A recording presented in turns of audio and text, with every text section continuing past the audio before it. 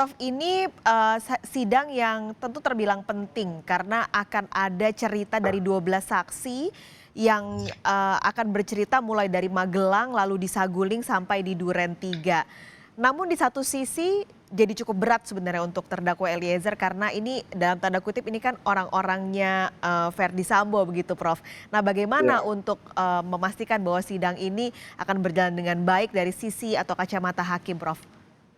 ya tentu kami melihat kalau saya dulu masih bisa menilai saksi adalah saksi yang beretikat baik ya.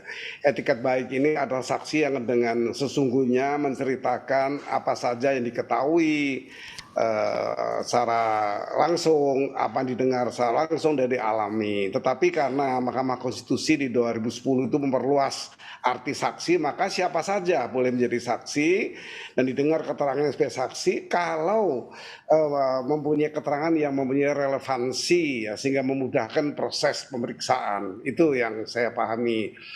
Tentu apa disampaikan oleh penasihat hukum salah satu terdakwa atau korban boleh saja meminta agar jujur, emang itu kehendak semua dari kita. Saksi itu harus jujur ya, karena saksi ini tidak jujur atau bohong atau palsu tentunya ada risiko-risiko sebagai diatur di 242 KUHP, pasal 242 KUHP menentukan seperti itu. Dan ketidakjujuran ini ada batasnya.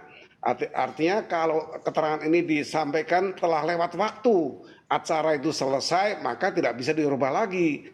Jadi semua kesaksian kapanpun itu dilakukan harus disampaikan yang sebenarnya, yaitu pada pemeriksaan di sidang pengadilan. Artinya ketika belum dihentikan pemeriksaan atas dirinya, dia masih boleh berubah. Tetapi ketika sudah sampai akhir dari kesempatannya, tidak boleh lagi berubah, dan sanksinya ada di 242 KUHP yang ancaman cukup berat, 9 tahun penjara apabila menimbulkan kerugian bagi pihak lain.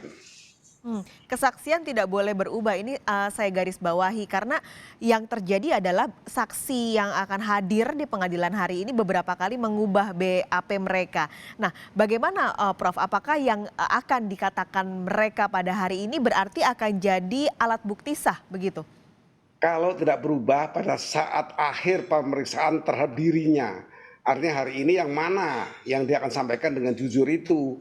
Jadi acara hari ini penentu dari semua pemeriksaan yang lalu berubah-ubah sampai hari ini pun mungkin masih berubah di awal kesaksian, tapi ketika diakhiri dengan proses ditutupnya agenda pemeriksaan yang bersangkutan, yang terakhir sebagai bisakah dipakai sebagai alat bukti yang sah itu ketika itu, dan setelah itu tidak bisa lagi. Artinya diberi kesempatan pada saat persidangan dan sebelum ditutupnya acara pemeriksaan saksi yang bersangkutan itu masih boleh. Setelah ditutupnya pemeriksaan terhadap yang bersangkutan tidak bisa lagi berubah.